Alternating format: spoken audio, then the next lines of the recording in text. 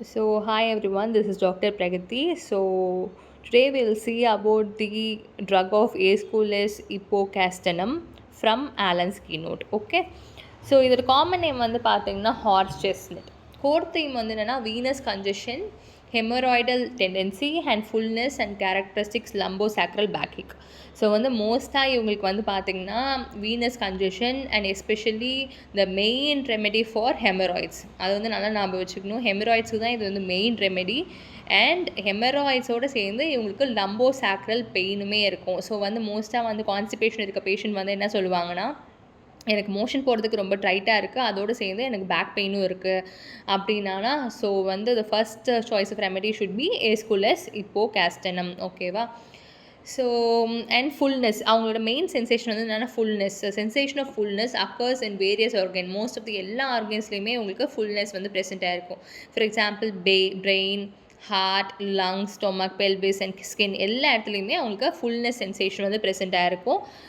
So and then the second main symptom is venous and haemorrhoidal tendency.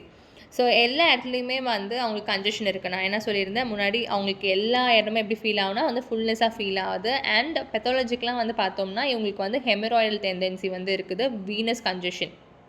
Okay, so mental picture எப்படி இருக்குன்னா, இவங்களுக்குமே வந்து as like நம்ம last drug actaea ரெசிமோஸால் படித்தோம்ல, க்ளூமி சென்சேஷன் அந்த மாதிரி இருக்கிற மாதிரி இவங்களுக்கும் எப்படி இருக்குன்னா க்ளூமி தான் இருக்குது.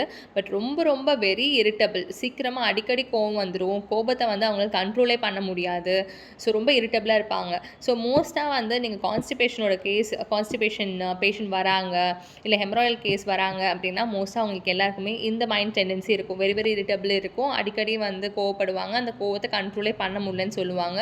ஸோ மோஸ்ட் இந்த கிளினிக்கல் ஃபீச்சர்ஸ் வச்சு தான் நம்ம பார்ப்போம் கிளினிக்கலில். ஸோ அப்போ வந்து you can choose aesculus directly. Okay,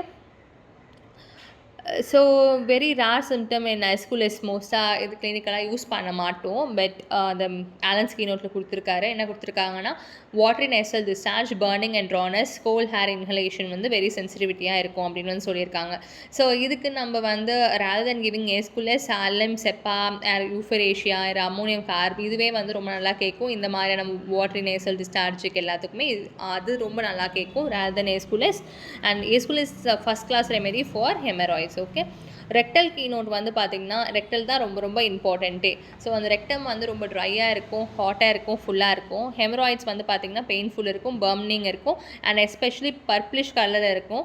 and usually the main symptoms of aesculus hippocastanum வந்து பார்த்திங்கன்னா இந்த சிம்டம்ஸ் தான். ஸோ வந்து blind and non bleeding in the supplied text. So இந்த டெக்ஸ்ட்டில் என்ன கொடுத்துருக்காங்க, blind and non bleeding haemorrhoids. So வந்து நான் ப்ளீடிங் ஹெமராய்ட்ஸ்க்கும் வந்து aesculus is a very good remedy.